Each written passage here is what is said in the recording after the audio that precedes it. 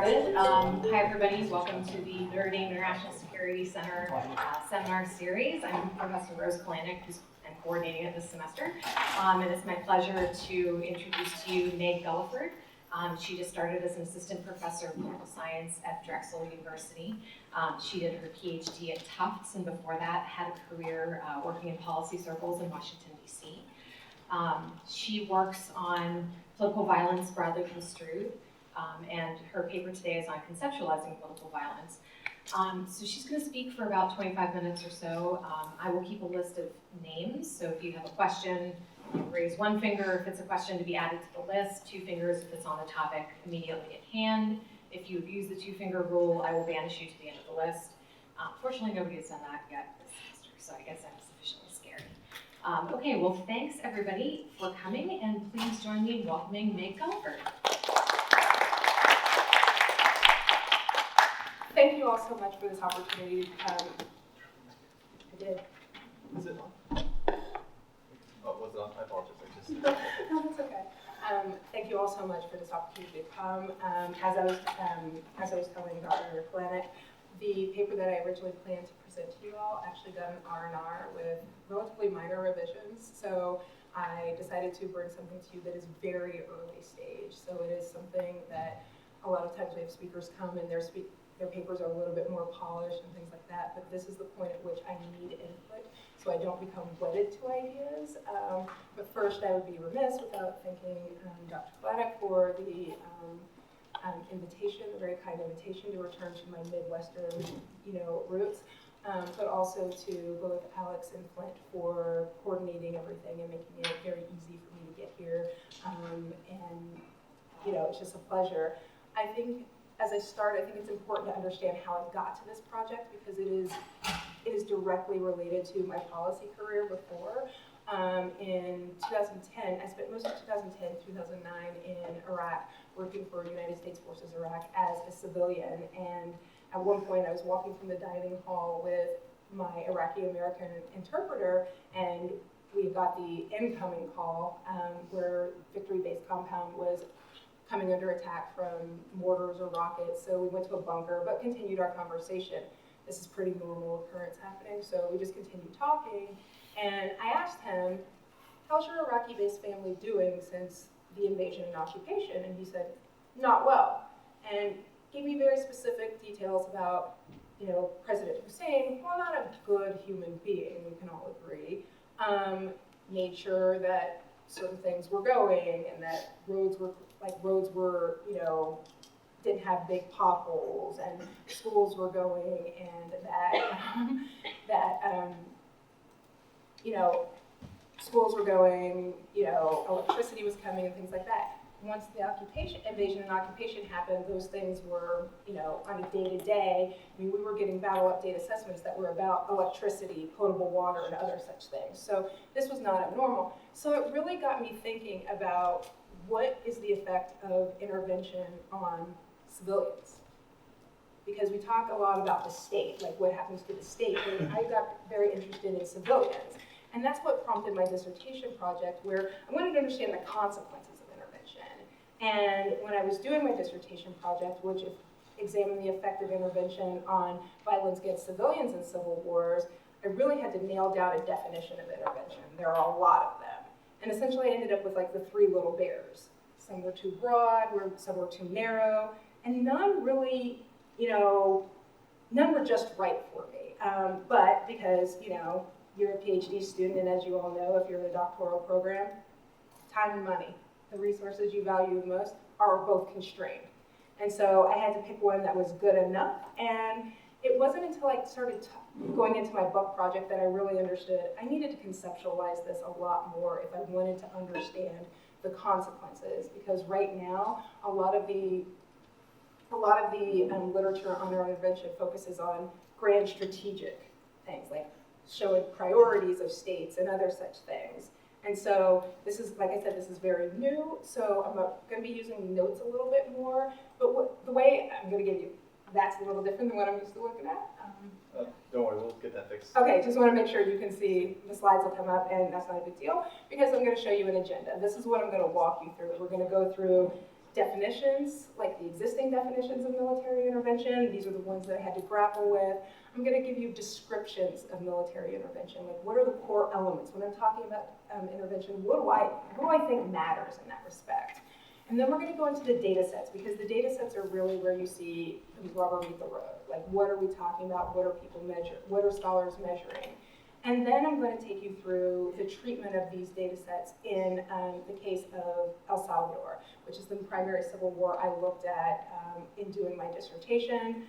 I'm going to give you my reconceptualization, and then from there I'm going to give you some final thoughts on where I think I am and where I should go. But then I really want to get as much feedback as possible from all of you on what I can do, so in a true workshop-like fashion. So, Sorry, that's having okay. slight technical That's okay. difficulties. So I know this is an eye chart. You don't have to read this, so don't read it. I see you over there, Cora.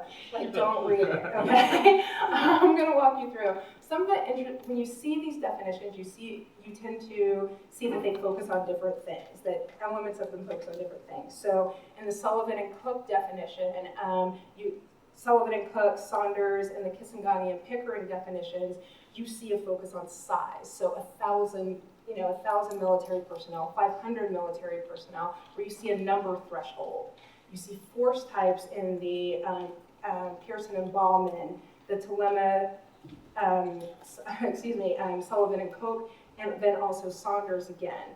And then when you look at Hodges, which is third down on the right side, he brings into an explicit note that it can only be states engaging in the military intervention of an intervention, right? So over the course of the last 3 decades, I would say, we've seen a huge amount of scholarship on intervention. And all of these definitions leave some amount of ambiguity about what we're talking about.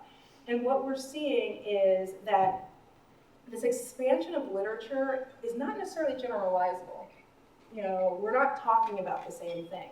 Because if you're talking about an intervention, if one scholar is talking about an intervention that has to include 1,000, military personnel, and someone else is saying, 500, there's a huge difference in the type of activities and actors that will be involved in each of those. So these are fundamentally different phenomena taking place. And so this expansion of literature is broad but not built up. So in this, as I started conceptualizing this, I wanted to know what are the elements, what describes an intervention. And so for me, it came down to, I argue that there are 4 elements necessary for something to be described as a military intervention. You have to have some consideration of the actors involved, the activities undertaken or the assets provided, the conditions, and then, when does this happen? Under what conditions does this happen? And then the intentions. What's the ultimate purpose of the activity? So scholars overall, when I started getting all the definitions and kind of compiling them together, kind of came together, there was converged around what's called a background concept. And essentially it was the armed interference aimed at altering a foreign environment. That's it, right? No number thresholds, no actors really noted. But what you do see, what they do come to agreement on with actors specifically, is that it has to be an armed actor, right? So it can't be the World Bank giving money to a group. It has to be an armed actor. And then the intentions. There's a general agreement on intentions. It's altering a foreign environment. That can be that can be a host of things. But you are going to see these sorts of things take place. So, So in describing military intervention, we see a lack of agreement that plays out, and it's best examined through looking at these data sets. So I look at 3 specifically in the documents you received, as well as, I'm going to walk you through these 3. The 3 I chose were because 2 are leading data sets that are very highly cited and utilized by scholars of intervention and not. And then 1 is the most recent. It was just published in 2022, so it is the most recent. So some of the things that we see in the first 2 that we might see as limitations, perhaps the one in 2022 compensated for some of them. So they stretch from 2008 to 2022, so let's see. And then one thing I'm going to walk you through with each of them is what are the types of questions each data set is trying to answer. Because you create a data set because you have some sort of question, usually. Like some correlates of war is just a repository of information, But others, most people, when you're spending that much money and getting funded to do something like that, it's usually because you have a question, or more likely a series of questions that you want to answer. And then I'm going to give you their definition of military intervention, and then talk about some scope conditions of note.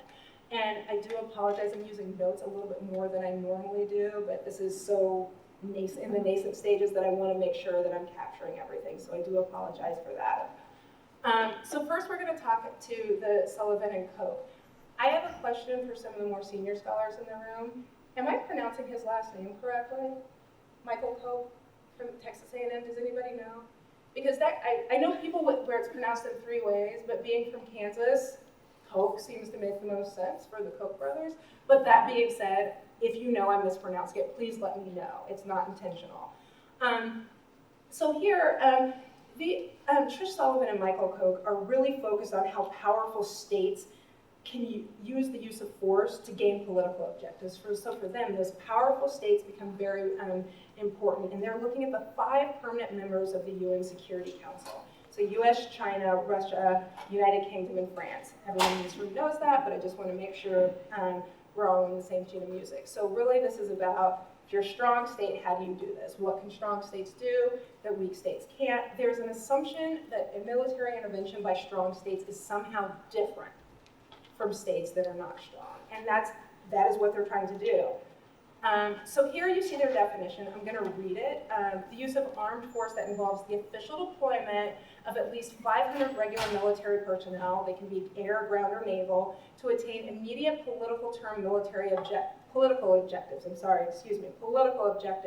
through action against the foreign adversary. 2 very specific points are important here. Official deployment and 500 regular. So here, when we go into the scope conditions, we see that it deals with the type and size of actors, so you must have 500 regular forces, so that immediately excludes special operations forces. So you're talking about conventional military forces, and if you think, for some of you it's been your lifetime, what have the type of military forces that the United States has used so much, particularly the United States, but a lot of states have used so frequently? It's been special operations forces. This data set will not capture any of those activities. And then when you're talking about official deployments, here you're taking away the no covert interventions. So a lot of the interventions that we see in Evan Kurkowski's book or Lindsay O'Rourke talks about, we're not going to see here. And yet again, we have a state-centric focus. This is about the state. The state is the intervener. So when we move on and look at Kisangani and Pickering, here where the Sullivan and Koch data set, I won't refer to them, just so you know, as the MIPS or IMI or MIP, because you have a MIP and you have a MIPS, and I will get them confused, so I'll refer to them by the authors, so as to make sure we're all on the same sheet of music. So whereas Sullivan and Koch were kind of more of a hammer, it's like strong states, that's what we care about. Kisangani and Pickering tend to be more like a multi-tool, or if you think about it a different way, a K-bar versus a scalpel. One's more strategic and very, excuse me, this is me. It's the mic, needs to move up a little. Okay, sorry. I'm usually so loud that they don't give me microphones, quite intentionally, so I apologize for that. So here with Kisangani and Pickering, you're looking at something that's a little bit more, you're looking at a data set that's a little bit more precise. And here what they're doing, it's actually a continuation of the Pearson-Bauman data set that's actually quite, at this point, was first published in 1988, so it's been around a while. But what they've done is updated over time. They took it over and updated it. So I think it moved from Indiana University to K-State, where these gentlemen are. And so here they're trying to understand the motives for states to engage in the use of force against not foreign adversaries. Importantly here, they include both state and non-state adversaries. So we're seeing non-state armed groups come into the data set, for the first time.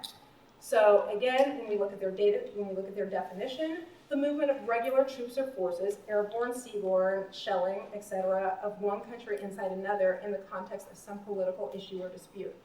Yet again, you notice this is always about politics. Interventions are about politics. And so, yet again, we also see the regular troops or forces.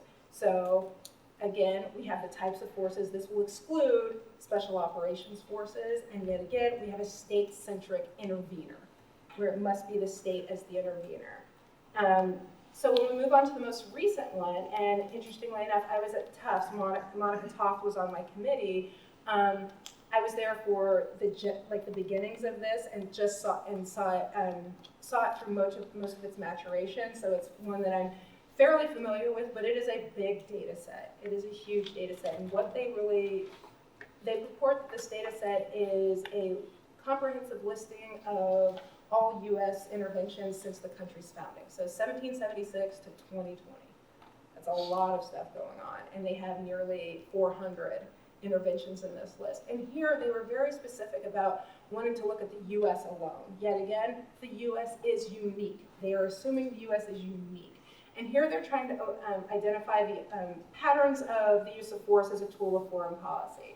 Monica was very interested in understanding, did the U.S. use force as a tool of diplomacy, which was one of the questions she was very interested in, but then also what those patterns mean for U.S. interests. So yet again, we have these big strategic questions and nothing to do with consequences. These data sets were not created to really focus on consequences. So their definition, it's a big one, because essentially what they've done is they tried to essentially wrap their arms around a lot of the existing data sets, even RAND's rugged data set, and data sets that included the CRS list of, CRS was very specific about not calling these interventions, but the list of instances of the use of military force abroad that was created by CRS that included everything they could possibly find about the U.S. use of their force, the use of U.S. forces abroad. You'll hear the word use a lot, so hold on. So here we have the definition as the united instances of international conflict or potential conflict outside of the normal peacetime activities in which the purposeful threat, display, or use of military force by official U.S. government channels is explicitly directed towards the government, official representatives, official forces, property, or territory of another state actor. This is very precise, yet very broad at the same time. So here, when we look at those scope conditions, we see the type of actor. We're talking about U.S. forces, right? This is about the U.S. and its forces, but it does include all U.S. forces. And it is also state-centric, where it is the U.S. intervening on behalf of another state, like intervening towards another state, right? So some of these limitations you see are focused on the interventions by the state. There's a spotlight on great powers by two of them. Like, two of them specifically only address interventions by some great powers. And then in most of them, you're wondering, where are the rebels? You know, rebels are involved in interventions all throughout the world. We see this with Hamas, Hezbollah giving to Hamas. We see this happening, but none of these data sets really capture that. So we're gonna move on. We're going to walk through the treatment of the Salvadoran Civil War in these existing data sets. But first, I want to give you a little bit of information about the Salvadoran Civil War. This civil war featured the government of El Salvador versus the leftist rebel group, the FMLN. You saw the U.S. heavily supporting the government with training, weapons, money, logistics, material. In the 1980s, the U.S. gave $4.5 billion in economic and military aid to El Salvador. El Salvador went from, in 1980, being the 27th highest, being the rank order 27th in terms of the state that got the most U.S. assistance, to the second in 2 years by 1983. It changed the prioritization for the Salvadoran Civil War. Really increased very quickly. The U.S. ramped up its efforts quite quickly. But on the other side, for the FMLN, they had a myriad of support, primarily coming from Cuba. The FMLN started actually as of early 1980. It was a group of 5 rebel groups. They were very like-minded, but had very different orientations. You had the ERP, which is very militant. and you had the FPL, which was much more political, political military, but they were just like, there will be a political solution, and the ERP is like, burn it down. So very different approaches to get the same thing, but they really wanted to take over the state. And over the course of the Civil War, you saw the FMLN switch from take over the state to become a legitimate political party and become part of the political process. But a lot of that happened because the United States gave so much support to the Salvadoran military that it went from, at one point, one of the people I interviewed who actually trained U.S. forces described it as, when they got there, it was essentially looking like toddlers playing soccer. If you've ever seen small children playing soccer, it looks like a rugby scrum with the ball over here. They're just more concerned about being together and moving together. That's what he said the Salvadoran military looked like at the time. And you had a very capable, even in 1980, a very capable adversary, because one of the ways that the FMLN was getting, one piece of evidence towards that was the FMLN was getting most of their internal money through kidnapping. And a 2021 APSR piece by Danny Gilbert talks about how very organized any group must be in order to execute a kidnapping for ransom purposes. It's not an easy thing to do. It's not just snatching somebody being like, hey, give me money. No, you have to be able to clothe, feed, protect, and hide this person in ways that keep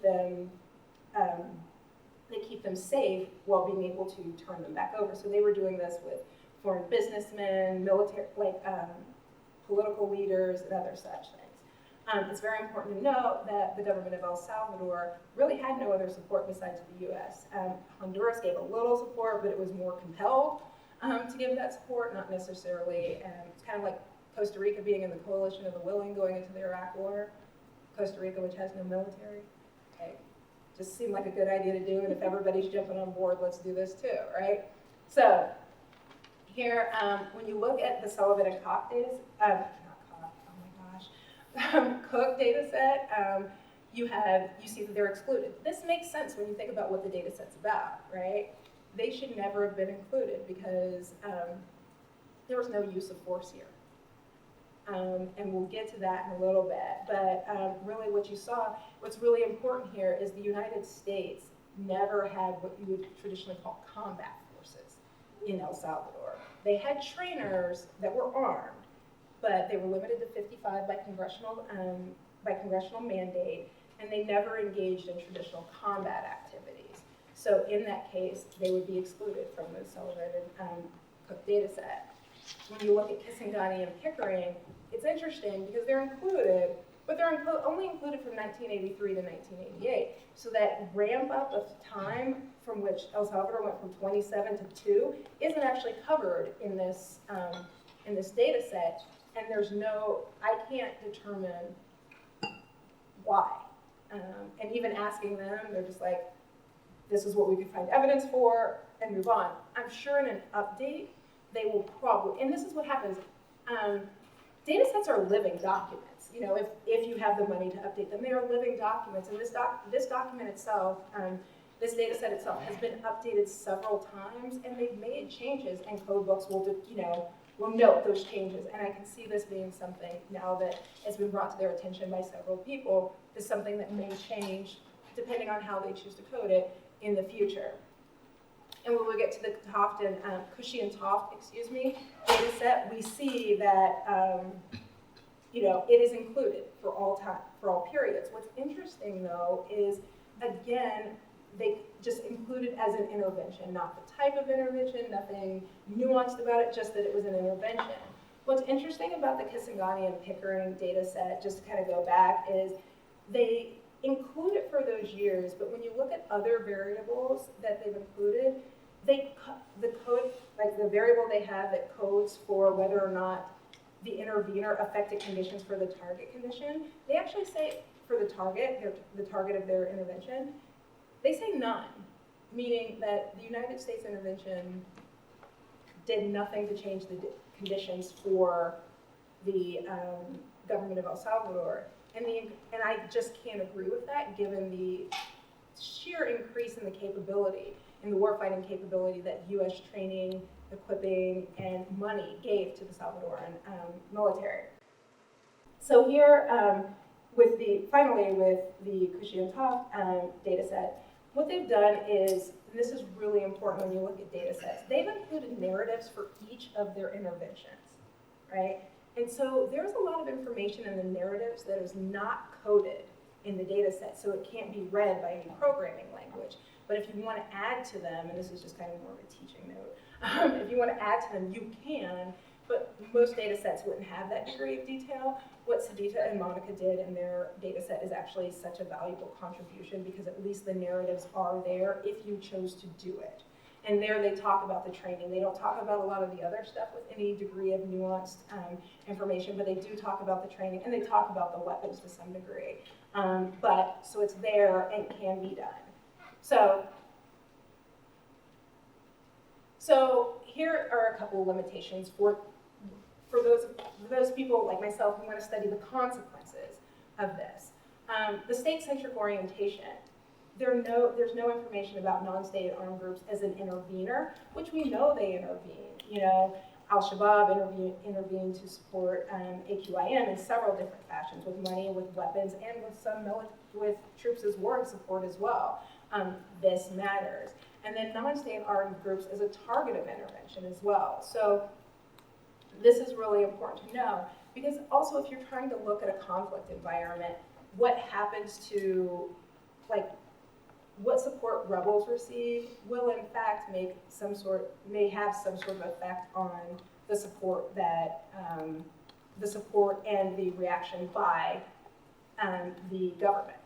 And so here, there's no disaggregation of intervention types in any of these data sets. Yes, Sadita and Monica's supplementary materials will give you some indication if you look deeply. I don't know how across the board that is in all of their cases, but there is some element of it. But we do know from some other research, not about intervention, but about the provision of external support, that there is something to be said there. Both Sawyer et al., Mosinger, Huang, and Sullivan, and my own research use the UCDP, the Uppsala Conflict Data Program's external support data set, and that's how we code different types of interventions as fungible and non-fungible, money and weapons being highly fungible, many other things like troops, training, and other such things being less fungible.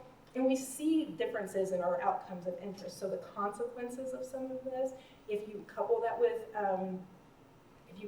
with interventions, you are likely going to see, some variation, and it's important to move towards that. And so when I'm thinking military intervention, this is what I've come up with. I need some help, so I look at it as an armed interference outside the normal course of international relations into the affairs of a foreign country aimed at influencing the conflict environment. So when I think about actors here, they're armed actors. They can be both rebels or states. When I think about conditions, it's outside the course of normal international relations. So these aren't traditional foreign military sales. These aren't traditional training exercises that happen, when states come together to do multinational training exercises. And these also, and this is where certain instances, such as when you think about the deployment of the Mercy and the Comfort, the Navy's hospital ships, often done in disaster relief, but does that count as a humanitarian intervention? I don't know how to grapple with humanitarian interventions of that level here. So that's where I'm struggling. But then you see intentions, you want to influence the conflict environment.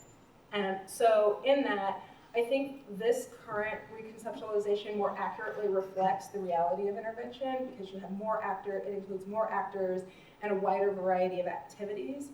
So this is where I am. I'm very focused on the consequences, and with that, I would be remiss not to state, being from Philadelphia, go Phillies. Okay, I can't go back there without that, but I really look forward to your questions and comments, because anything you could offer would be greatly appreciated. Thank you so much. It's officially on the record, your support for the Phillies. Yes, absolutely. So I have Dan first. Okie dokie. I could be bound a little bit by having read your piece, and there's a lot more richness in what you just presented, so forgive me a little bit if I'm bound a little bit.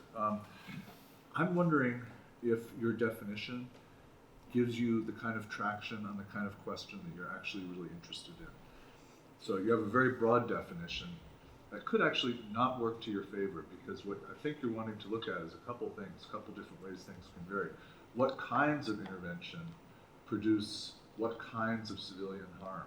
So you want to vary your definition to actually yield variance in the types of intervention you want to look at. So that's one thing. And I also think you want to, look at what kinds of interventions, so do what kind of harm, so it's types of harm, but also severity of harm is another way to look at variance. And I think that's where your heart seems to be, is what damage are the civilians suffering due to what types of intervention. So if you have a very broad definition, you can really analyze a lot of stuff, but it's not going to help you indicate what variance you're actually looking at to yield some really interesting insights. So if you have a definition that's not going to give you much leverage, that's where I would suggest you rethink and think about what it is you're interested in and how you get variance, and go from the puzzle, not from the definition, because I don't think you're starting with the puzzle, you're starting with the definition. I think that's leading you a bit astray. Sorry. Flint, did you have a two-finger on this? No, I meant to do one for yourself. Okay. Kimberly. To build on Dan's question, I think what Dan is asking, if I'm understanding correctly, is the level of specificity, right? Are you interested in just defining the concept for the field, right? Are you doing the Gehring style of like, I just want to define something and conceptualize it so that anybody can use it, right? Or are you interested in military intervention for your project? Because, No, what? because that has implications, right? Because when you have, I think that is I think at the crux of Dan's question. When you have so many different things in your military intervention definition, what is then doing the explanation, right? What is the moving dimension that is going to explain your final outcome, which is civilian victimization? So I think, so I guess the question also is, where do you see this fitting in your book project, right? Do you want this to be a chapter where anybody can just cite and say, this is how Meg defines military intervention, I'm going to use it, right? And this is this big data set I can use for anything. Or is it something that you want to really specify and say, these are the moving, these are the dimensions, and these are the levels, and these are variations that can then finally explain the outcome that I'm interested in. So I think you need to think a little bit about the specificity in order for us to really think about, what can we gain from having a broader definition? Am I okay to respond Yes, to both of absolutely. these? I just want to make sure. I see the difference in what you're saying, and I think I had not considered it that way. I think this specific research note, because this is written more in a research note kind of style, was much more about the field, and it was just something I was grappling with as I considered my book project. I do think I see your point with if I think specifically about my work. This definition is really broad, and I was like, it captures everything, but it also tells me nothing. So this is the point at which I'm kind of struggling. I used a different definition in the dissertation, which was a little bit more narrow, and then I broadened it for this conceptualization note. But it was interesting enough, what I was thinking about moving forward with, you have given me pause on that, which is actually good, because I probably can't measure what I want. That is not an operationalized definition. And that's a problem, because it's a conceptualized definition, it's just not operationalized, which is prominent.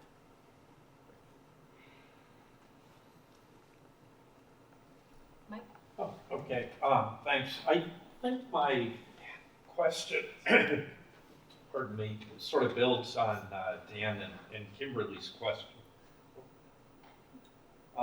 So I'm sort of struggling a little bit about why the variation in these data sets really matters. I mean, I understand why for a particular research project like your own, you would want a data set that does X, Y, and Z, and these other ones don't. Which is why people put together their own data sets. But but in a way, that's sort of, you say tomato, I say tomato. You're interested in the humanitarian consequences of intervention. Other people might be interested in other things. So the variations may not be consequential, except for the different research agendas people have.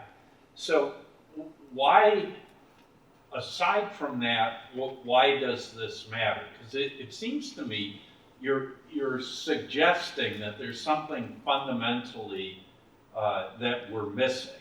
But I think it's got to be something more than it can't tell us about the human costs of military intervention.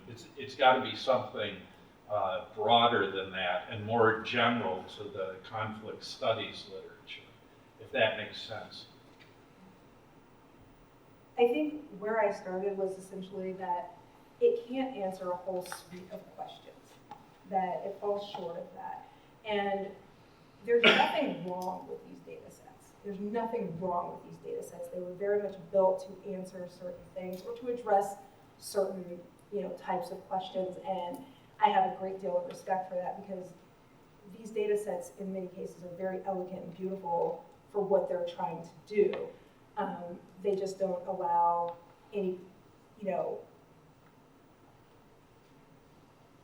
they give us little insight in any of the consequences we'd like to look at, any of the number of outcomes we'd like to look at. And I think this note was just highlighting, trying to highlight like, hey, we've reached this point with these data sets. They're a good starting point, because any new data set would have to leverage what's in these data sets. It would be foolish to be like, I'm going to start with ground zero. No, you'll include some, you won't include some, however nuanced you want to be, or you'll say, I'll accept this wholesale. But what I do see eventually happening is actually almost a marrying and an expansion of bringing, for at least for the purposes of trying to, disaggregating to understand the effects, is to bring in the UCDP data set and include that, which is partially what I did in my dissertation project, was kind of merging data sets together, because I used the Kisangani and Pickering data set, but then merged in, but the bigger issue is having to deal with units of analysis and other such things, but I was able to do it in many respects. It's really about the former, that there's nothing fundamentally wrong with the data sets. They're just limited in what they can do, if that makes any sense.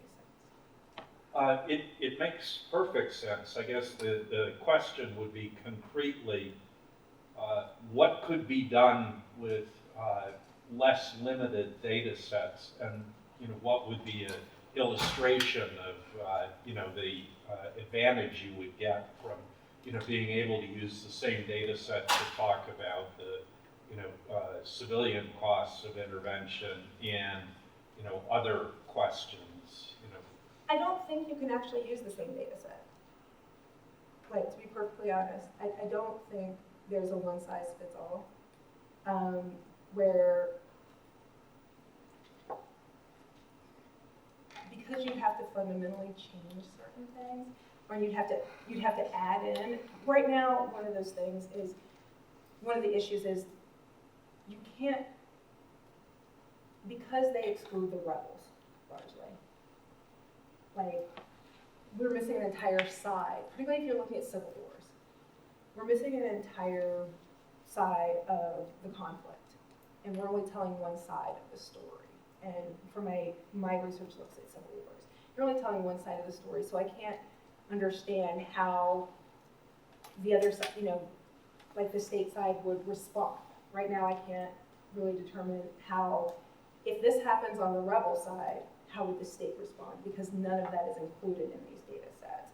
Essentially, what I ended up doing was using UCDP, because it includes both state and non-state actors, and then pulling over the respective interventions into that data set, as opposed to pulling the opposite way, because there was more information about both sides in UCDP than the intervention data sets themselves, if that makes any sense.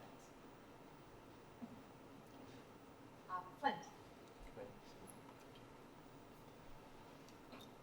So my question kind of builds on Dan's and Mike's, and that is, I get the impression that your definition might be a little too broad. I remember, I believe it was in 2005, there was a story of a man who decided to take it upon himself to go hunt Osama bin Laden, and he was picked up by I believe it was the Egyptian forces when he was like wandering around in the desert.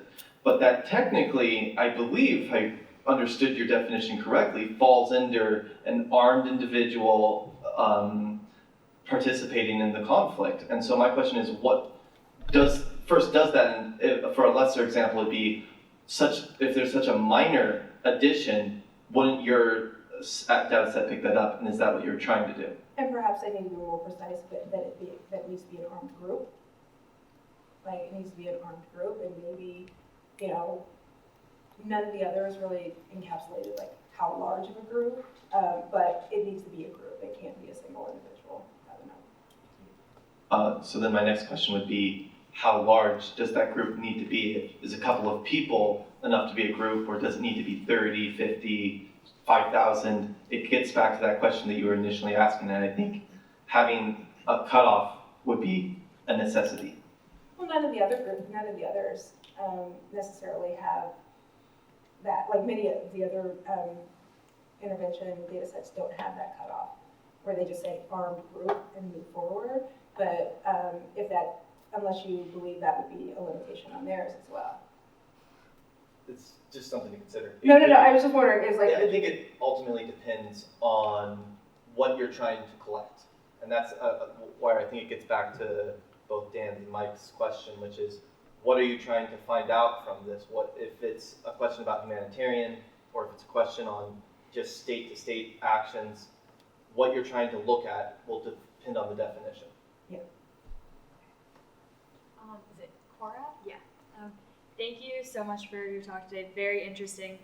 For your definition, I was just wondering, could you conceive of a situation where it's not necessarily influencing the armed interference isn't influencing an environment that's already in conflict, like the influence causes a conflict? I'm not sure if maybe I'm misunderstanding. But the bigger issue is at that point, that wouldn't be an intervention up to that point. Okay, yeah. Do you see what I mean? Mm-hmm. There would have to be a reason for them to enter into that. If you have some people just going to cause trouble, there would have to be, like, if they stayed there, they would then be interveners still. But I see where you're going, but it's just, they would have to intervene for a specific purpose. There would have to be an intention. Kevin, you have two fingers? So can you go back 3 slides real quick, please? I got it. It's the one where you have the rebels as interveners and also as intervening against rebels within the group. Yeah. That's the one, yeah. Okay. So, and this is part of the problem, is that it's a status quo bias. So I appreciate the broad definition because I think these two aspects, they do fit into it, right? Mm-hmm. And I think that goes to your credit. And the problem is that I buy the second one where it's, where if the United States is helping El Salvador, against fight its own rebels, I'm okay with that. I can buy that definition. I have more trouble buying the idea of non-state groups intervening. And, if you do enough of the justification work, you can probably make that argument. The fear that I have is that people are just going to ding you on that. They're just going to focus on that one thing of, if this qualifies, then it sort of starts blowing up and starts messing with everybody's mind of, no, it's the state that needs to be important. Like, the state needs to have a major role here. It doesn't have to be major power, but it needs to be a state somewhere. And so I wanted that's just going to throw like a monkey wrench to everything, where this is going to be the one that really sets you back, because nobody wants to get past this, because everybody's so used to thinking of the state as an intervener and not necessarily rebel groups. I think it's gonna be problematic, but then we can look at what non-state armed groups have provided in, to conflict actors. Let's look at Civil War conflict actors. What groups have been able to provide to conflict actors is quite substantial. Where you had, Al-Shabaab providing troops, money, and weapons to Al-Qaeda in the Arabian Peninsula, in the midst of civil wars. You see, depending on if you call it, so depending on what data set you use or definition you use, whether or not Israel can be considered a civil war. There you have Hezbollah providing support to Hamas. So I think that it's important to include non-state armed groups as interveners and then also as recipients of support from interveners. How to do it is still something I'm grappling with, but I see your point there. It is something that's going to come up, and perhaps going back to Dan's point, and everybody's point, to be perfectly honest, that definition may be just too broad to, maybe I have to be very specific about the actors and, the conditions and other such things, and not be so broad, because especially if I want to use it for my own research, that's not going to necessarily work. No. Well, I mean, what I do find interesting about the examples that you're giving is that these are known terrorist groups, these are known groups, whereas I don't know if somebody like, William Walker going down to Central America with his mercenary band, like, we're going to take over Central America, we're going to become kings, like, I don't know if that would qualify, even though it technically should, but there is something towards this sort of recognized that these groups are sort of like political actors versus sort of, again, the one guy, the like 10 guys walking in the desert, something along those lines, but yeah. Dan, you look like you have something to say about that.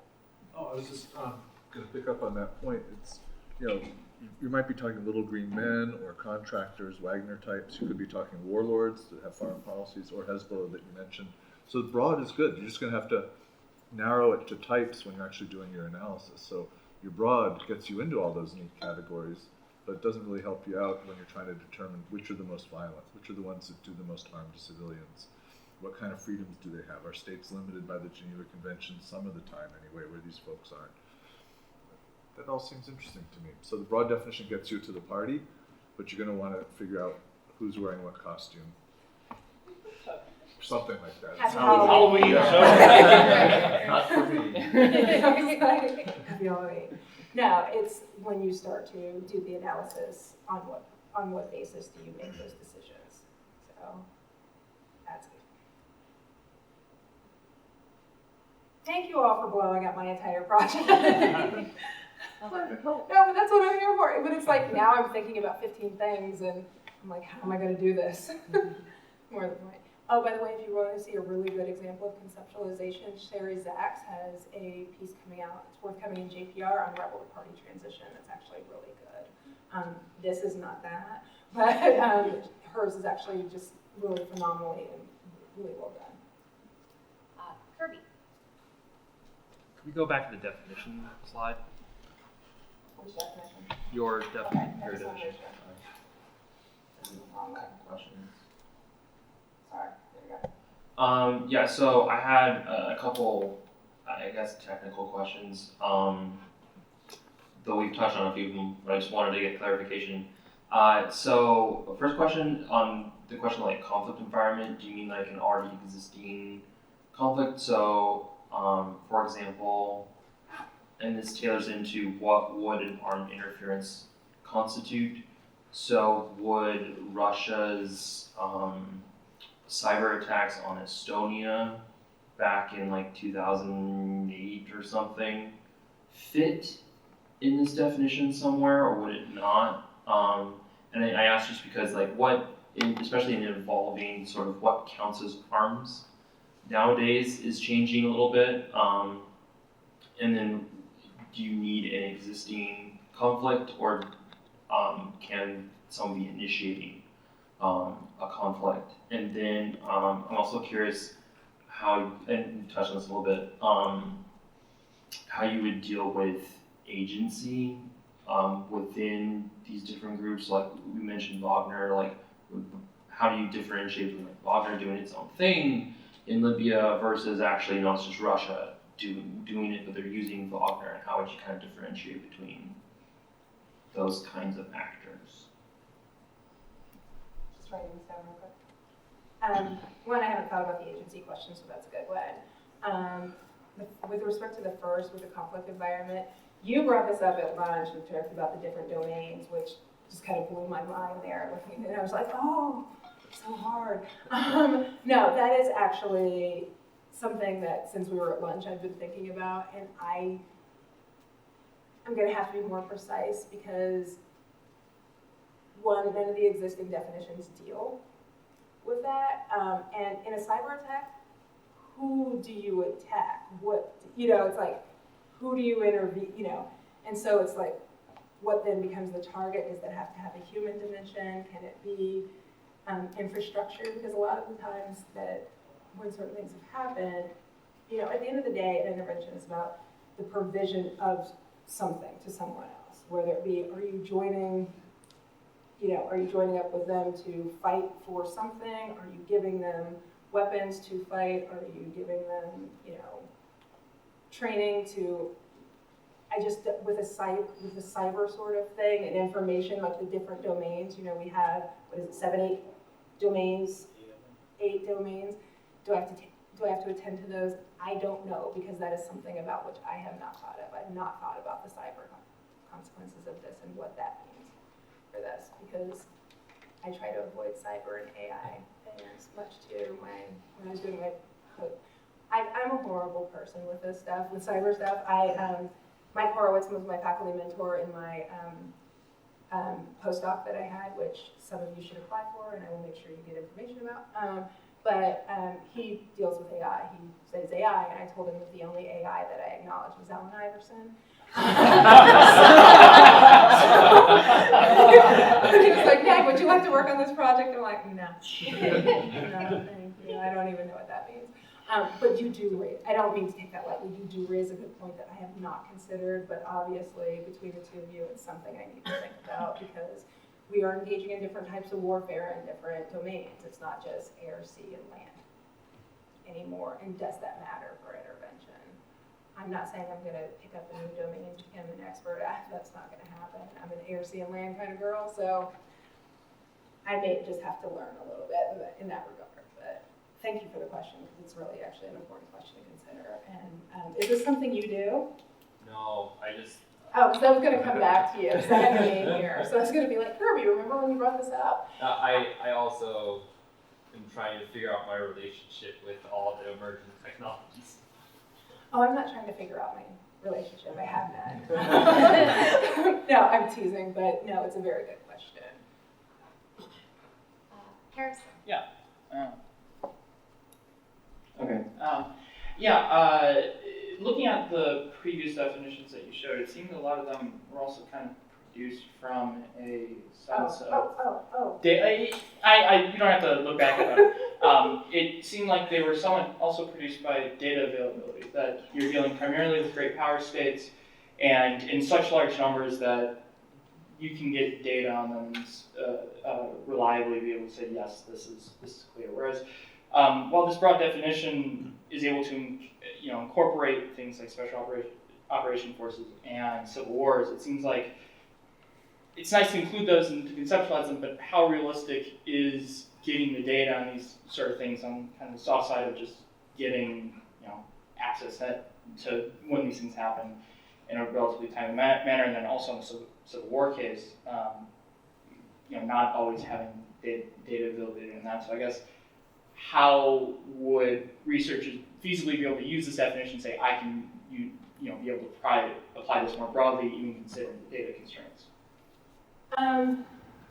Soft cases, those aren't as hard as you think, as long as they are unclassified. I'm not Evan Perkowski or Lindsay O'Rourke. I'm not trying to get information that is covert, they weren't trying to get that information, that's just what they study. I'm not trying to say they were trying to get information that shouldn't have. But that's hard. That stuff is hard, often even after it's declassified. Because you'll get something redacted where it's like, here we've released this document, and 3/4 of the page is redacted. The soft stuff isn't as hard as you might think it is. Oftentimes, it's backward mapping from the posture statement of the SOCOM commander. To be like, we had missions in this many countries this year, and then going back, because there'll be the list of the countries. If you go to SOCOM's webpage, that's actually, there's a map. They, like most military folks, use pretty maps and things like that to talk about where they were. But the posture statement helps a lot because it tells you where they've been and what they were doing in many respects, and also sitting down and talking to people. Like, they will tell you things, and not that they're not supposed to, but sometimes you just have to ask. And a lot of people will assume, oh, because they're special, they're not that special. But because they're special, not all of their stuff is classified or covert. It's not clandestine it's not all clandestine or covert. I'm not trying to play in those spaces, understanding that it would be a fool's errand, and also my previous work, I'm not even trying to go down that route, because this is why in my dissertation there is not a single word, there's not a word that says Iraq in it or Afghanistan, otherwise it would have to undergo review. I'm not trying to have something like that have to come up. And that's a lifetime commitment. So for those of you who decide to work for the government and are like, I want to work in the intelligence community, no, you don't. No, you don't. And if you did want to, I have many friends who worked for me at different agencies. I will let you talk to them so they can tell you why you don't want to work for this organization. Or if you do. I hope you all like writing, because that's what you spend a lot of time doing. So I'm going to use the chair's prerogative to just ask a question. I don't know if I need a mic or not, so. I was going to hand you this. Oh, yeah. Hello. Hello. Okay. Yeah, so I guess, I sort of wanted to take it back to first principles in the sense of, like, I'm sympathetic to what you're trying to do in the research node.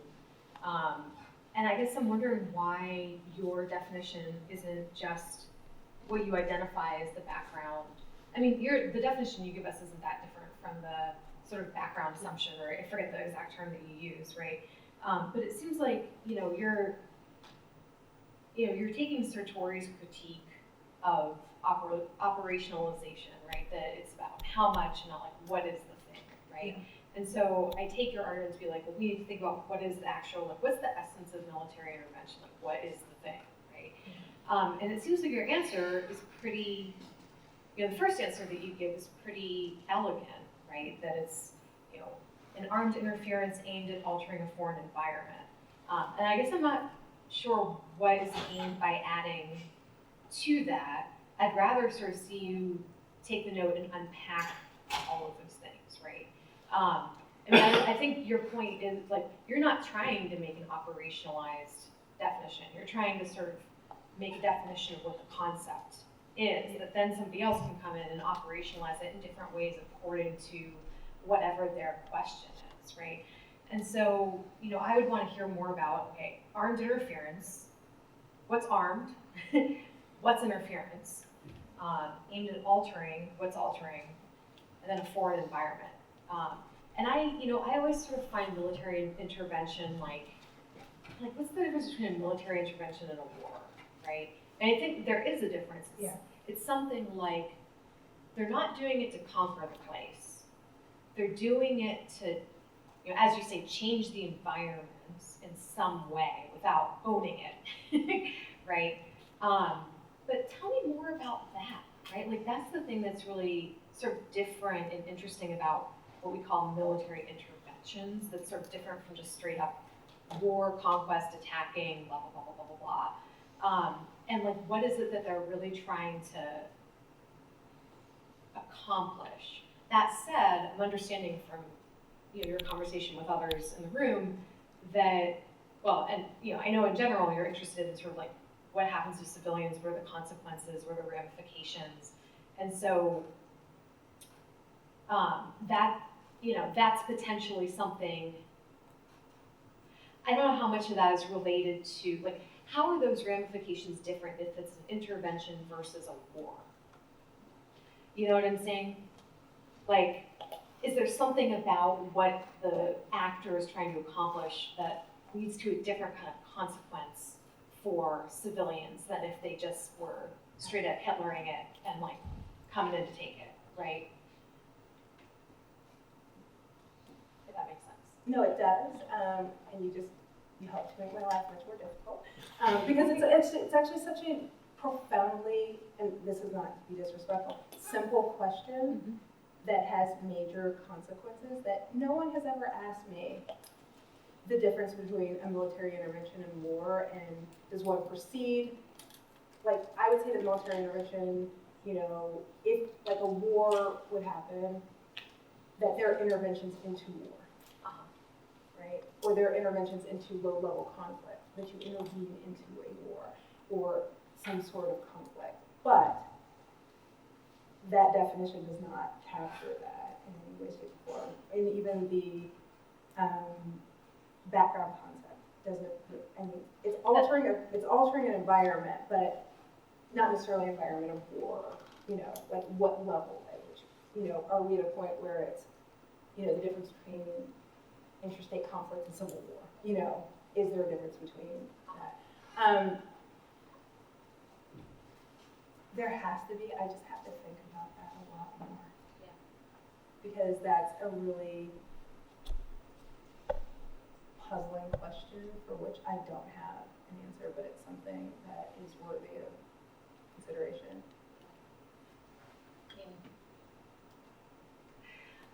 You know, just to sort of go back to it, I mean, if you're interested in, so I guess, you know, I'm thinking of it in the following ways. Like, we tend to think of military intervention as being done by state actors, okay?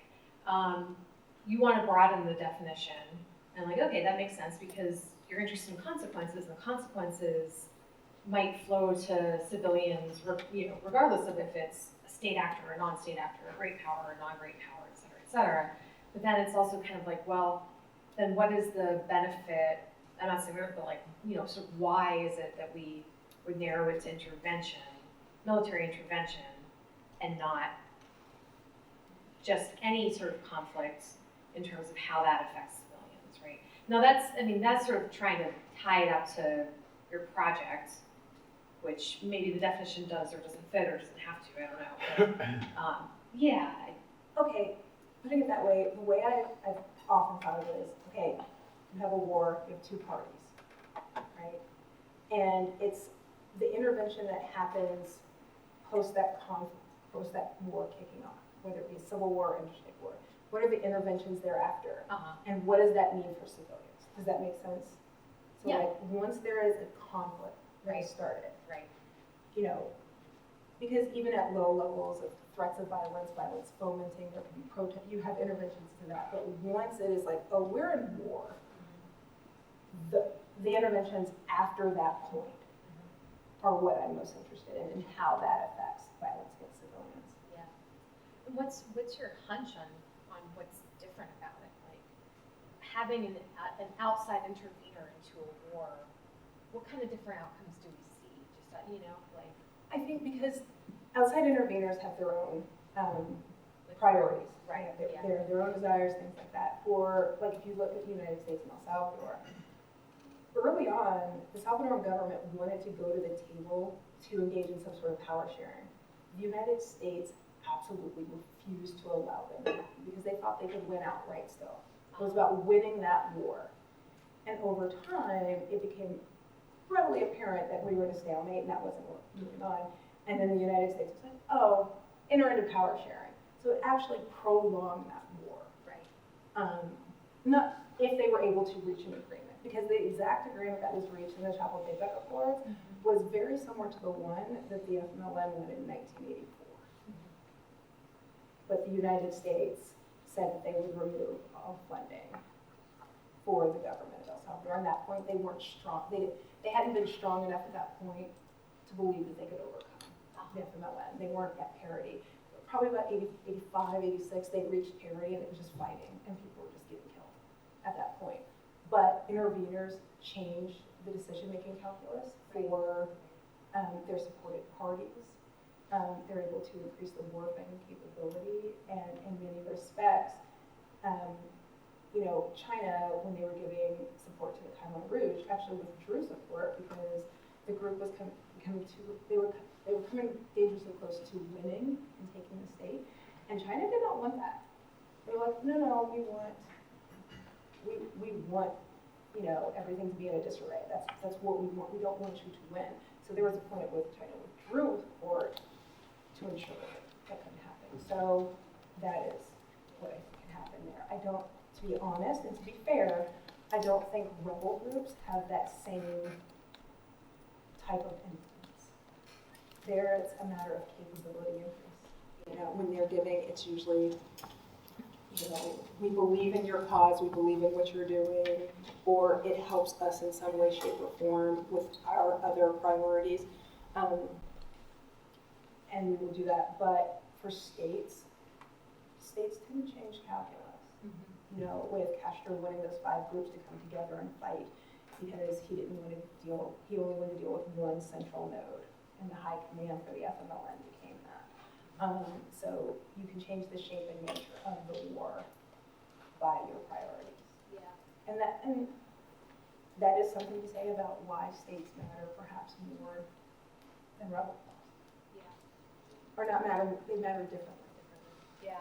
I mean, I often think that, I wonder about things like the U.S. intervention in Syria or other places that, it's like the article by, Lutwak, the Give War a Chance article, where it's sort of like, people come in and they intervene because they feel bad about, and that's a certain type of, feel bad about what's happening in these conflict zones. They don't care enough to be fully asked in their intervention, right? So they do a half-assed intervention, which prolongs it, doesn't change things, and then eventually they sort of give up, and you get roughly the same outcome that you would have gotten, but way more people get killed. Yes. Like, it just screws over those civilians more, right?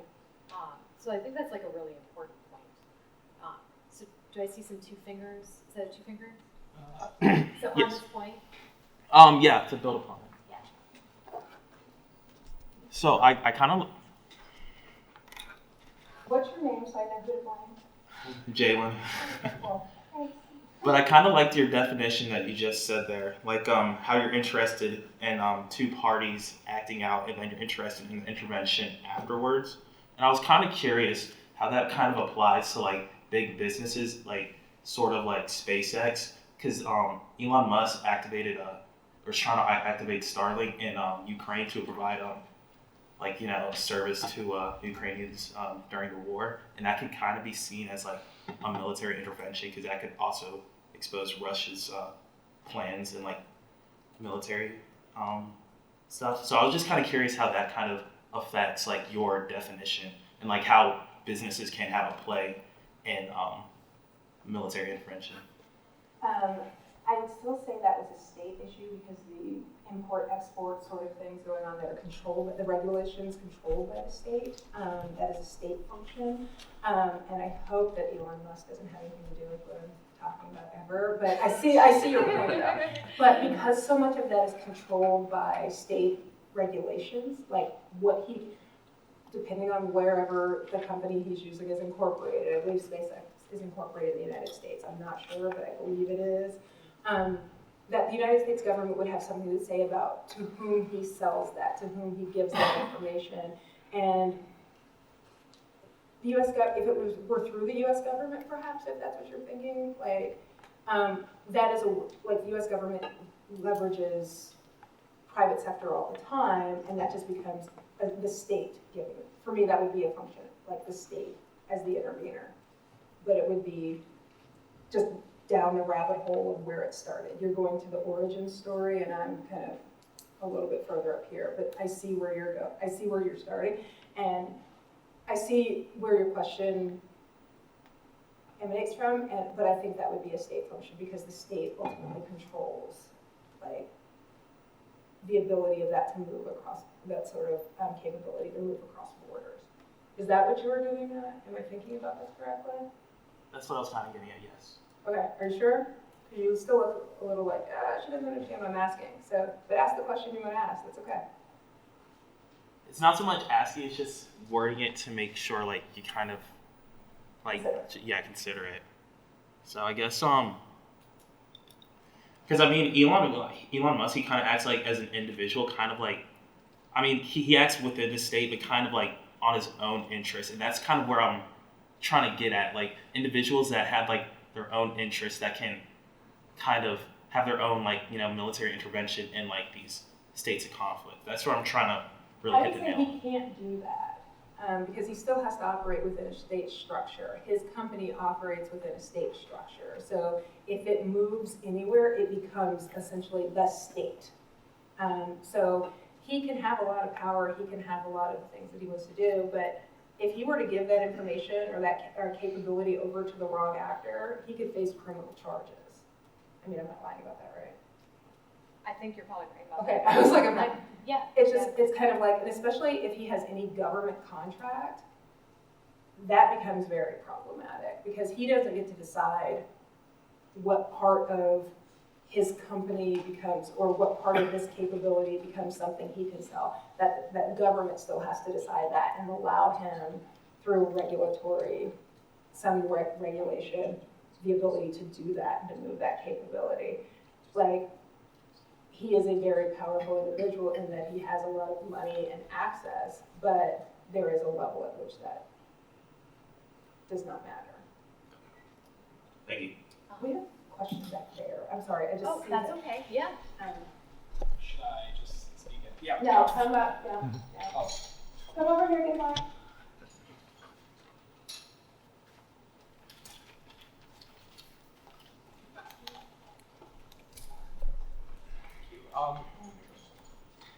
What's your name?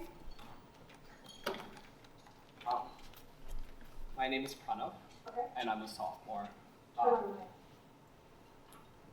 My name is Pranav, and I'm a sophomore. I wanted to build off of his question about Elon Musk, and I think what I'm trying to get at is, so if he is conducting diplomatic activities in part of the U.S., that's a violation of the Logan Act, but I don't think he is, and I think there's a part of it which is just corporations today have transnational power, and especially in cases where technologies, so in this case it's Starlink, it's internet access, but I don't think it's crazy to think that 10 years from now, a communications platform like Twitter or a technology platform which have these transnational powers can actually become actors. They can ban certain software, or they can provide it free of cost, and I don't think those are acts. But they're not armed actors. But I would say the notion of armed actors becomes more difficult to manage in cyber warfare. Oh, you're back to making my life difficult. So I'm thinking towards the future, if there is a weirder notion of armed conflict, and you have these transnational corporations that aren't part of a single government, but are kind of outside of that, how would that fit into the notion of military intervention? I'm so sorry. Did that look just make you be like, I'm so sorry? No, these are really good things to think of, and you all think of these things because this is part of your life. I'm just kind of like, I avoid all technology. So, no, it's a good question, and while it's not germane to my specific project, it is germane to if we're trying to conceptualize something that people can kind of hold on to. I would say, however, the government still controls so much through regulatory means and technology transfer through the Department of State that I don't see this as the same potential threat that both you and Jalen do, because this is going to sound really, I actually believe in, like, the State Department can get it together to implement consequences. I don't know if that is Pollyanna-ish of me, but I believe they can do that because you do not want to run it. If there's one thing multinational corporations don't want to do is they don't want to run afoul of ITAR and other such things because it hampers their ability to work outside the United States. And the United States can shut that down very quickly because it is only through their regulations and their approval that they're able to actually do that work. And I don't think it's something he's willing to risk at that level. because he could say, like he's South African, correct? You could say, oh, well, he'll just incorporate all these companies in South Africa. South Africa probably won't let him do it because of what that might do to the relationship with the United States. So that, I think that would be wholly problematic, but the question in of itself that both of you are raising is like technology and cyber and other such things and how that fits into warfare. I don't think the United States government has a good answer for it yet. I know Mike doesn't, but it's like, I know Mike Horowitz doesn't quite yet. But that being said, it's something that is evolving quickly and more quickly than we can consider it. And I will tell you, I'm not going to be that one to answer that question. Like, I'm not going to be the one to answer that overall question because I don't know enough about it. A short question about something about something you said about how the United States does have a lot of policy levers that it can pull to have pressure on corporations. Regulatory. Right. Regulatory levers that it can push. And I'm wondering if there's going to be a difference between in cases of war and cases of open conflict to more proxy actions. And what I mean is, the United States isn't at war with Russia right now, but there is a lot of proxy help that we're giving to Ukraine. And in that kind of a setting, it becomes very difficult to say that, hey, what you're doing is against American national interest, because it's not a kind of established effort. So in these kind of murkier spaces where you're not directly at war, isn't the capacity of the United States to kind of put pressure on corporations much lesser? No, everything can be in the U.S. national interest. To not have Russia in Ukraine is in the U.S. national interest. Like, you could easily just say that. Anything can be in U.S. national interest. If you say it, you know, it's kind of, if they say it, it is. So I think in that case, that's not a concern because U.S. national interests are whatever U.S. official that has the ability, you know, to say that and the authority to say that, it becomes in the U.S. national interest. Like, the Patriot Act made this very painful. Okay, so we had a number of two fingers before, so Greg. Yeah, I just had a real quick point to Rose's question, war versus intervention. And it goes back to the phrase we were looking for at lunch. I would argue the lead federal agency will help you define whether that's intervention versus war. If DoD is, you know, the lead federal agency, I'd consider that war. If Department of State and Chief of Missions still have, you know, control and all the authorities roll through them, or other federal agencies, then you could probably argue that the military portions of that are still just an intervention and not war. So I'd argue with, like, who's in charge? Where do the authorities lie? Are we talking Title 10? Are we talking Title 22? Or are we talking Title 50? And then where that, you know, kind of branches down probably helps you split the hair of intervention versus war. Just real quick. Thank you. Dan. Yeah, I want to go back to when Rose was parsing your definition, because to my mind, notably, she left out outside of the range of the normal range of international relations. And I think that was a really interesting thing to leave out because I want to ask one thing, which is, what work does that phrase do for you in that definition? And also, I think the word normal is somewhat problematic. So we have a database of 400 U.S. interventions. That's 1.6 a year. That's just debatable how normal that is. But the real question is, does that phrase actually work for you? Does it add anything? Because what Rose asked about was 4 other words that weren't those in that clause. I think it gives us some insight on what to exclude. So it's not the normal foreign military sales, how to differentiate between the provision of arms for, you know, an actor vice selling of arms to an actor. That's normal. So the JSF sells to, you know, NATO countries vice, okay, here's a bunch of, like in El Salvador, here's a bunch of guns, you know, the difference in that. And sometimes they have to buy the, you know, even in interventions, there's an ability to purchase that comes along with those weapons. I think it was meant to exclude certain activities that were just kind of, we're going to go on this exercise. This is a normal show of force exercise off the, you know, near Taiwan. You know, this is normal. This happens all the time. Oh, this is a show of force, you know, in provocation of China off of Taiwan. What's normal? We know those things are going to happen. There are operations that happen every year, every other year. They're known, they're on the books, people are prepared for them. Normal unit rotations, like do we have a normal, are elements from the Army's 1st Division going forward to Germany? Is it because of something happening in Ukraine, or is it because that's normally what they do? Like that is a standardized, routinized effort. So I think that's a very useful thing you just said. I'm wondering if the word armed takes care of that for you, because normal to me sounds like trade and tourism, for example. Excuse me? Normal to me sounds like trade and tourism, whereas you just have a very precise list, which is a great one, of things that are looking militarized but aren't really interventions. That was useful. So you're going to have to parse that out a little bit better, and maybe the word normal is not your friend. Is it anybody's friend, really? Not mine. Yeah, I mean, it's not one. It's not one that I deal with most. So thank you very much. And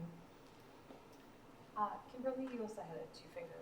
I think it's no longer a finger. Yeah, I think I'll ask my question later during dinner, but I think just hearing this conversation between you and Dan, is normal then dietically defined? Excuse me? Is normal dietically defined? Is it normal in the sense of like international affairs normal, or is it normal between say US Ukraine, US Europe, US Asia, I think it's dietically defined in many respects, where it's like, what do these states normally do? What do these groups of countries normally do? What does the United States normally do with NATO? What is the United, and I mean that by what is routinized? What are routinized activities, vice, because there's a list, a commander knows, this is what, like, a MU float, take that for example. If you look at like this, the CRS, instances of military force abroad, it includes normal deployments and normal floats for a carrier strike group going forward, right? A carrier strike group being in the Arabian Peninsula is not abnormal, right? Because they normally do a unit rotation. That happens. Those are normal things that happen. If they turn around and go somewhere else because something has happened in response to something else, that's, in this case, I'm using the term normal because it's there, that is a deviation from a set pattern of activity. Maybe the word you're looking for is routine. Okay. Instead of normal, I wonder. I mean, just because that sounds like it's a routine, and then we're breaking the routine. Okay. No, but that does make sense. Normal is a problematic word for a host of reasons. It was just what I used in that case. It's like normal, but it's not normal. Yeah. Harrison. Yeah, not to beat up on normal a little bit more, but But you're going to. two other things. One is just what's normal in the U.S. policy under containment, different from what would be normal under post 9/11 counterterror operations, or maybe post 9/11 interventions.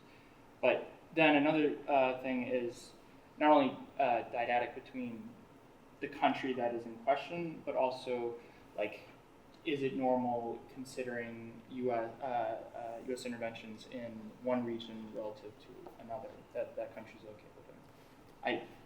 It's just different ways where one might be normal in one circumstance, but maybe not normal in another. Harrison, I thought you would. Run to it so well. No, I will say this. I think in this case, and this comes back to your point about what what these data sets are supposed to do. You have to know these cases inside and out, and that is part of to answer some of these questions. It's like, what is normal in this instance, by that instance, and if you're doing this on a yearly basis, this is why data sets are hard, and I'm kind of probably biting off more than I can chew. He was like, yes, this is what I'm trying to tell you. But I think routine, I'm going to stop using the word normal now. Routine is something that's just set up, at least in the United States. We know when things are supposed to happen. Like certain, you know this MU is floating, you know that strike group is, that CSG, that ESG, you know they're heading out. This happens, there are workups from it. These are like perhaps years. I think for mu floats, they're years in advance. You know when these things are happening, but then it's like, oh, and I remember this happening. We lost all 8.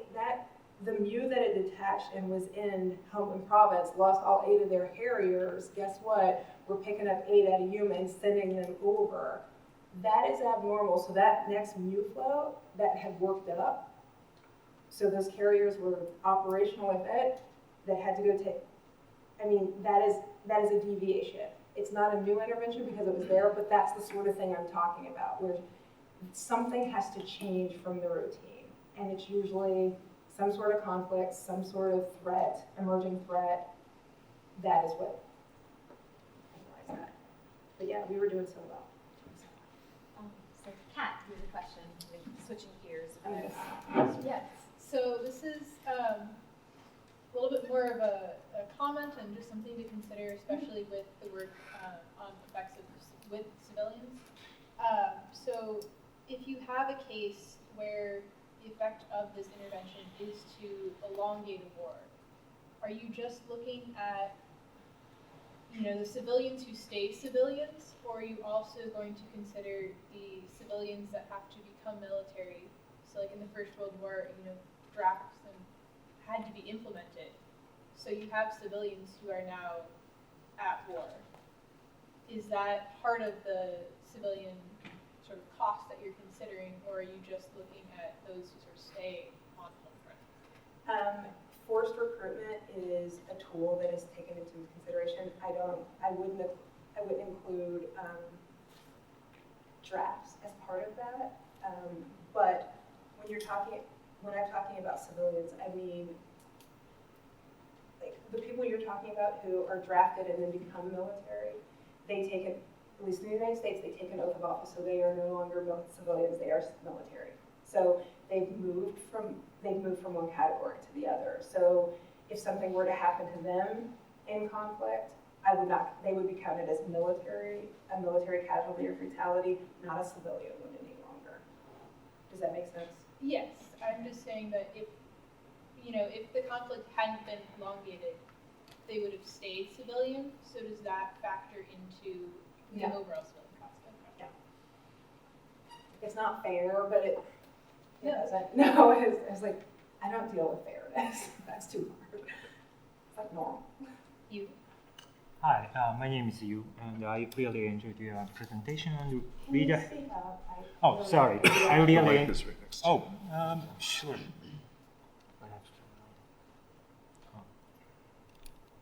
Hello. Thanks for great presentation and read ahead. I was just reading your read ahead, and on page 1, you were talking about a few questions you would discuss. The first is who are actors involved in intervention, and the second, what are the activities or assets included in interventions, and the fourth point you also talk about what are the intentions involved in interventions. So, and my question is it really important to include intentions for interventions? The reason why I'm asking about is because, by the way, I'm studying how states assess each other's intentions. So, and from my experiment, it is very difficult to determine states' intentions, especially if you don't have an access to archival research materials. For example, if states can declare what's the intentions of the interventions, but the declared intentions and actual intentions might be different. And also, sometimes scholars do assume intentions from behavior, but that's also very problematic strategy to decide states' real intentions. So I think compared to the first and the second, who are the actors and what are the activities, intentions are much more difficult to determine from available data or evidence. So I was wondering if you can add intentions behind the interventions, and if you can claim a fair amount of objectivity about that factors. And yes, I think the way you're thinking about intentions are goals. Like what's your ultimate goal? Here, what I'm talking about is universally, they have to be trying to change the conflict environment. So it tends to be fairly, or the environment, whatever that environment is. If it's conflict, if it's the threat of conflict, they're trying to either perhaps stabilize a group, they're trying to do something to affect the conflict, influence the conflict in that respect. So it's not as granular, I think is what you're thinking of. So it's China intervened because they wanted to, like, let's think about China provided support to the Khmer Rouge because they wanted to, you know, destabilize the country, right? But at the end of the day, it wasn't to, you know, let them come to power. Like, I'm not making determinations on let them come to power. They wanted to do something specifically in that environment. There's a civil war going on. I'm not making any determination about what that necessarily is. I think intentions was meant to be more, you have to be trying to influence something. I don't really care what, you just have to be there for a purpose. And I think it was more out of the, to get out of the UN sort of language about neutral interventions, which I don't ever believe in, because if you're intervening, you're usually doing it for something on somebody's side. But it was really, that was the sort of language I was trying to avoid, to make sure that, oh, you can, you know, intervene as a neutral body. No, you can't. No, you can't. And it was in response to somebody who, one of my colleagues who's very much pro-UN, he's like, yes, you can just, you know, because it's the right thing. I'm like, but if you give weapons to a group, you are fundamentally taking a side. So that was what that language was for. But I see your point, because when you start getting to something like goals, you know, what we normally, which many data sets, goals, ultimate goal, where it's, you know, seize territory, do this. Well, even the goals for the FMLN changed. They wanted to take over the state, and then it changed to, just kidding, we just want to be part of you. You know, they essentially wanted to shift it from wanting to become the state to becoming part of the state. And there isn't really a great point at which you can see when that happened. Yeah, it happened around like 85, but there wasn't a clear point at which it happened, and to make that such a determination, you'd have to, and it's not, very rarely are these things over the course of the conflict stable over the course of a conflict. Particularly any sort of, when you're looking at civil wars, they're so dynamic. Even to keep your supporters happy, you have to change your goals in many respects. To be like, oh, you know, just kidding, we're not gonna be able to do this, but also to recruit. If people see you getting, you know, tons of you getting killed because you're trying to challenge the government, you know, government forces at every turn, you move away from the militaristic strategy of the ERP to one that's much more political military, which the FMLN did do. Essentially, when they started their first two offenses in the 1981, they went in to take that. They were there to take over the state. Those failed barely, but they failed and knew they had to come up with a course correction, and that's when the FPL gained much more prominence with their political military strategy, where it became, okay, we need to figure out how we can be part of this government, because the United States was going to do everything in their power to ensure that they did not take the state. On that note, we shall conclude our session.